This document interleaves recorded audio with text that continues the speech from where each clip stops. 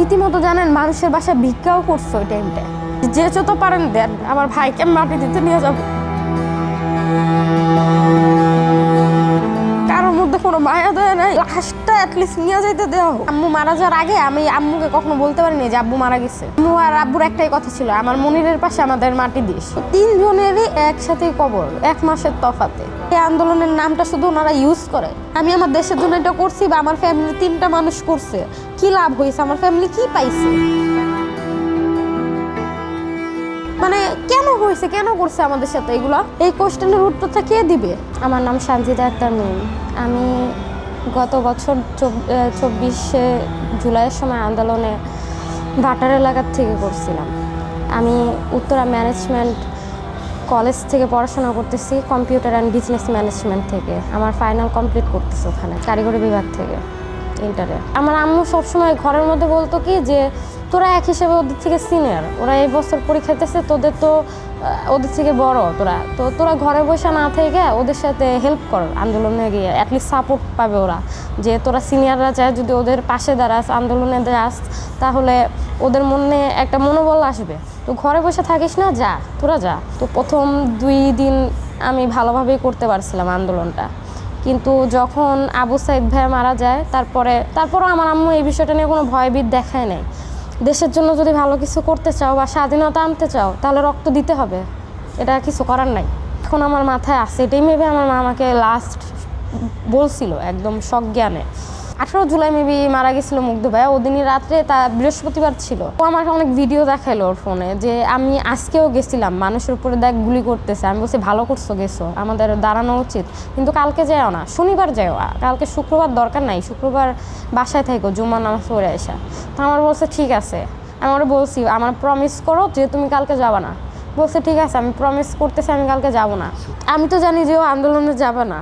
তো যখন বাইরে গেছে দরজাটাও আমি অফ করছিলাম, আমার লাস্টবার এখনও চেহারার সামনে ভাসে যে ও বের হয়েছে, আমি দরজাটা অফ করছি, বলছি তাড়াতাড়ি বাসায় এসে পড়ো। বলছে ঠিক আছে। কে জানতো ও বাইরে আন্দোলনের দিকে গেছিল। বিকাল 5টার দিকে ফোন আসছে। ফোন আসার পরে বলতেছে ওর একটা ফ্রেন্ড যে আমি তো খবর পাইছি যে মনিরের গুলি লাগছে, তো আমি একটু খবর নিয়ে দেখো। আমি বলছি কোথায় গুলি লাগছে এটা জানতে পারছো? বলতেছে পেটে গুলি লাগছে।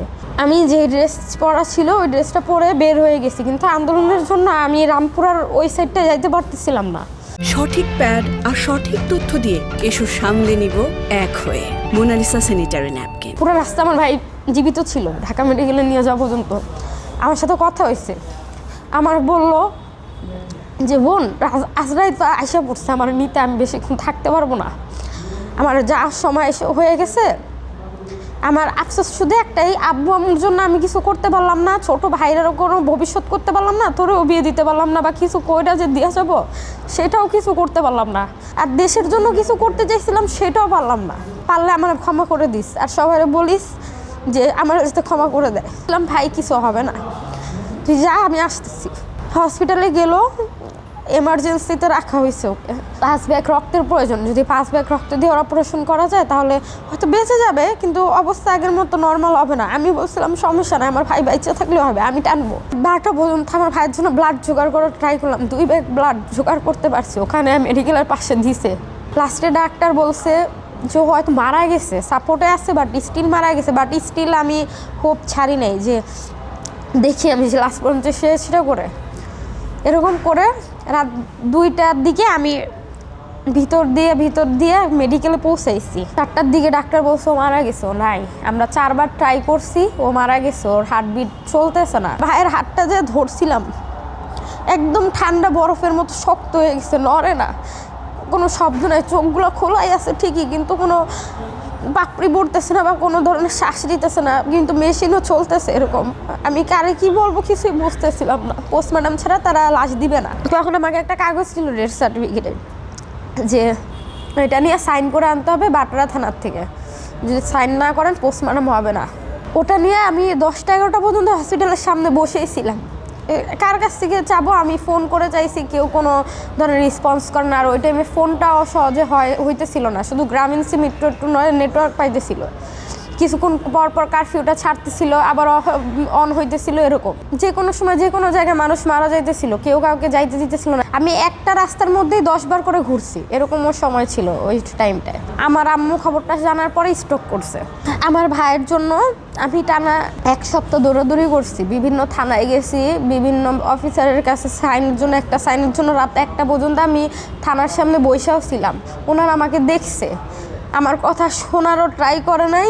আমি থানার সামনে কাগজ নিয়ে গেছি, ওনারা আবার বুলেট ছুঁড়ে তা ওখানে পড়ে ছিল। কোনো কারোর মধ্যে কোনো মায়া দয়া নাই যে লাশটা অ্যাটলিস্ট নিয়ে যাইতে দেওয়া হোক। নিজের কাছে ছোট মনে হয়েছে, অনেক প্রচুর নিজের কাছে আমি পড়ে গেছিলাম। অনেক অফিসারের কাছে রিকোয়েস্ট করার পরেও আমাকে এমনও অনেকে কথা বলছে যে আপু আপনি লাশটা পাবেন না আন্দোলন শেষ হওয়ার আগে, আপনি লাশ চুরি করে আনেন, এরকম অনেকের অনেক ধরনের সাজেশন ছিল। কিন্তু আমার কথা ছিল যে না, আমি কোন ধরনের প্রবলেম চাই না, অ্যাটলিস্ট মানুষটা শান্তিতে তো মারা যাইতে পারলো না, শান্তিতে যাতে মাটি দেওয়া হয়। অনেকে বলছে যে লাশ ফেলায় রাখেন, সমস্যা কি, বেয়ারিশ হিসেবে কেউ না কেউ মাটি দিয়ে দিবে। টানা 6-7 দিন দৌড়াদৌড়ি করার পরে আমি একজনের রিকমেন্ডেশনে সাইনটা পাই একটা অফিসারের কাছ থেকে। সাইন পাওয়ার পরেও আমার 4 থেকে 5 ঘন্টা লাগছে লাশ শনাক্ত করতে। আমার তো গ্রামের বাড়ি জালকাঠি, যেতে কতই বা খরচ হয়, কিন্তু ওই টাইমে আমার অ্যাম্বুলেন্সের পিছনে 30,000 টাকা খরচ হয়েছে। রীতিমতো জানেন মানুষের বাসায় ভিক্ষাও করছে ওই টাইমে প্রত্যেকটা ঘরে ঘরে যে আমাকে টাকা উঠাইতে হচ্ছে, যে যত পারেন দেন, আমার ভাইকে মাটি দিতে নিয়ে যাব। মসজিদে যে আমি সাহায্য চাবো, আওয়ামী লীগের থেকে নিষেধ করে দিচ্ছে যে গুলিবদ্ধ যারা মারা গেছে এদের জন্য কোনো সাহায্য চাওয়া যাবে না। তা আমাকে প্রত্যেক ঘরে ঘরে যায় এলাকার সাহায্য নিয়ে আসতে হয়েছে, তাই না? তারপর ভালোই অ্যামাউন্ট হয়েছিল, ওইটা দিয়ে আমি আমার ভাইকে নিয়ে মাটি দিতে গেছি। আমার দাদার পাশে মাটি দিব, ওখানে মাটি দিতেও দিবে না, বলছে আওয়ামী লীগ থেকে দিতে নিষেধ করছে, গুলিবিদ্ধ যারা মানে দেশদ্রোহী ওদের নাকি এই দেশে মাটি হবে না।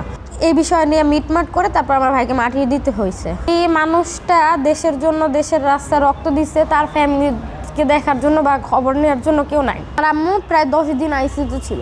আমার আম্মুর মুখ দেখালে একটা কথা বের হইতো, আমার মনির আসছে, ভুলে যাওয়ার সময় হয়েছে। আমার আম্মু মারা যাওয়ার 5 দিন আগে আমার আব্বু মারা গেছে। আম্মু মারা যাওয়ার আগে আমি আম্মুকে কখনো বলতে পারিনি যে আব্বু মারা গেছে। তো আমার আম্মু হয়তো মারা যাওয়ার আগে ভাবছে যে আমার কাছে আমার বাবার সাপোর্ট আছে বা উনি দেখবে, কিন্তু আমি ওনারা বলতে পারি নাই। আমার কাছে এটা আফসোস লাগে এখনো, সত্যি কথা, যে আমার বলা উচিত ছিল হয়তো।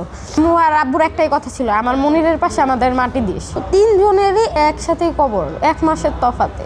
আমার মা বাবা ভাই সবাই মারা যাওয়ার আগে একটা কথা আমাকে বলছিল, সেটা হলো যে আমার যে আরেকটা ভাই আছে ওর খেয়াল রাখতে বলছে আমাকে। ও কিন্তু আমার বয়সে বড়, 6 বছরের, বাট আমাকে বলে গেছে যে ওর খেয়াল রাখতে, কিন্তু ও এটা মানতে পারেনি কোনোভাবে। ও ঘুমের ওষুধ খেয়ে সুইসাইড করার চেষ্টা করে। পরবর্তীতে আমরা যখন এটা ঠিক সময় টের পাই তখন ওকে নিয়ে এটার চিকিৎসা করাই, কিন্তু চিকিৎসা করানোর পরও ওকে যখন ফেরত আনা হয় তো ও মেবি একটা ডিপ্রেশনের মধ্যে যাইতেছিল। এগুলো নিয়ে ও মানতে পারতেছিল না, ও না পেরে লাস্টে ওকে কেয়ার সেন্টারে দিয়ে দিই যাতে ওর এই অভ্যাসটা ঠিক হয়ে যায়। আমি নিজেই ঘুমের ওষুধ খেয়ে ঘুমায় পড়ি, আমি যত জাগি যে ঘুমের থেকে জায়গা খাওয়া দাওয়া করে আবার ঘুমের ওষুধ খেয়ে ঘুমায় পড়ি, এরকম একটা না ঘুমাইতেই থাকি। মানে আজকালকার আবার আমার মাঝে মাঝে ঘুমাইতেও খারাপ লাগে। আমি ঘুমাবো, আমার স্বপ্নে আমার ভাইয়া মা বাবা ওদের সাথে কাটানো মুহূর্ত বা ওরা আসে, শেষ আসার হলে কি রিয়েলিটিটা মানতে হবে। আমি যতই ডিপ্রেশন থাকি, যত কিছু করে আমার কিছু একটা করতে হবে, নাহলে আমার কারো কাছে যাওয়ার কোনো ওয়ে নেই। রিলেটিভ বলেন, বাবা মা না থাকলে রিলেটিভ থাকে না। তো অনেকেই বলছিল যে চাকরি দিবে, বাট কিন্তু ওনাদের আমি পরবর্তীতে ফোন করেও আমি কোনো খোঁজ খবর পাইনি। এরকম অনেক নিউজেও ওনারা বলছে যে আমার সাথে দেখা করে, আমার সাথে নিউজও বের করছে ওনারা যে ওনারা আমার সব খরচপাতি বা চাকরি দিবে, সব কিছু দেখবে, বাট ওনারা কোনো ধরনের কোনো রেসপন্স পরবর্তীতে আর করেনি। আমার নিজেরটা আমাকে নিজেই করার ট্রাই করতে হয়েছে। আমি গত 6 মাস ধরে এই কাজ দিয়ে চলতেছি। আমার এখন দিন শেষে কেউ বলার নাই যে তুমি কেমন আছো, বাট ওনারা তারপরে একবার হলেও জিজ্ঞাসা করে। তো এই ভরসা আমি এখানে থাকার ট্রাই করি। আর আমার ভাইও এখানে আছে। আমার ঘর ভাড়া, আমার যাওয়া আসার খরচ, আমার পড়াশোনার খরচ, পরীক্ষার খরচ, আমার জামা কাপড়, চিকিৎসা, তারপর খাওয়া দাওয়া, বিভিন্ন খরচ মিলে আমার এই বেতনে হয় না। আর এটা হচ্ছে হাজিরা টাইপের, তো আমি একদিন আসলে একদিন পাবো, নাহলে পাবো না। তো ফুল বেতন ওঠানোটা আসলে খুব কষ্টকর, কারণ আমার এই যে আমি বললাম এই ধাক্কাটার থেকে আমি এখন উঠতে পারিনি। আমি মাঝে মাঝে খুব ক্লান্ত ফিল লাগে, সুইসাইড করার ইচ্ছা হয় বা ডিপ্রেশন ফিল করি।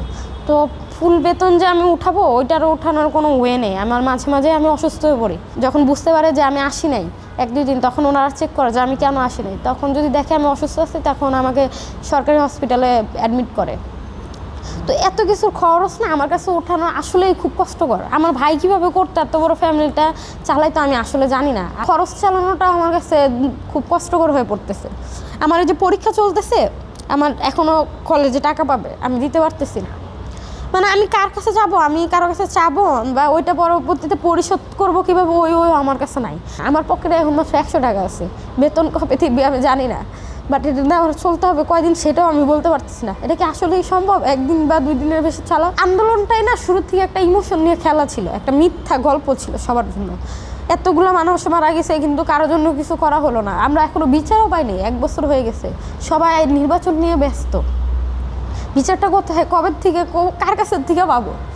এটা নিয়ে কেউ কি কোনোদিন একটা বার চিন্তা করছে যে এতগুলো মানুষ মারা গেছে, খালি সময় হলে শহীদের ইমোশনটা ধরে টান দিয়া উঠে দেয় যে আমরা আন্দোলন করছি, শহীদদের সাথে ছিলাম, আহতদের সাথে ছিলাম। আসলে কি তারা সাথে আছে? নাই। যদি থাকতো তাহলে প্রত্যেকটা শহীদ ফ্যামিলির বিষয়ে জানতো, তারা কিভাবে চলতেছে সেটা জানতো, কি করতেছে সেটা জানতো। আমি এখন কি করব বা কি করতেছি, কিভাবে দাঁড়াবো সেটাও আমি জানি না, বুঝতেছি না আমি কিভাবে কি করব। কারো কাছে সাহায্য চাইও লাভ হয় না, তারা শুধু বলে যে আমরা সাহায্য করব, কিন্তু পরবর্তীতে ওই যে ছবি তুলে চলে যায়। কোনো নিউজ পেপারে যে আমি জানাবো সেটাও তারা এইসব বিষয়ে আর এতটা মাথা ঘামায় না। আমি গেছিলাম কয়েকটা নাম করা নিউজ পেপারের কাছে যে আপনারা কি আমার ভাইয়ের বিষয়ে একটু জানাবেন, আমি চাই ও বিষয় যাতে সবাই জানে। বাট ওনারা আমাকে পরিষ্কারভাবে বলছে কি যে আমরা এখন আন্দোলন নিয়ে কোনো নিউজ করি না। যে আন্দোলন নিয়ে এত কিছু হয়েছে সে আন্দোলনের নামটা শুধু ওনারা ইউজ করে, প্রত্যেকটা মানুষ শুধু ইউজ করতেছে, কিন্তু আসলে মিনিংটা, গভীরতাটা এখনও কেউ ভালোভাবে জানে না। আমি আমার দেশের জন্য এটা করছি বা আমার ফ্যামিলি 3টা মানুষ করছে, কি লাভ হয়েছে, আমার ফ্যামিলি কি পাইছে? এখন তো মনে হয় যে ওই টাইমে যদি আমি কখনো যদি আমার কাছে মনে হয় যে কোনো টাইম মেশিন বা এরকম কিছু হয়তো আমি ব্যাক যেতে পারতাম, তাহলে আমি সব কিছু চেঞ্জ করার চেষ্টা করতাম। আমি কখনো আমার ফ্যামিলিকে এইভাবে যাইতে দিতাম না। মানে কেন হয়েছে, কেন করছে আমাদের সাথে এগুলা?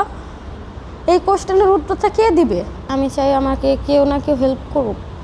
হয়তো ওই যেটা বললেন আমার ভাইয়ের বিষয়ে অনেকে হয়তো জানে না, আসলে জানে না কেউ। যদি জানতো তাহলে হয়তো কেউ কিছু বলতো, আসলে কেউই জানে না।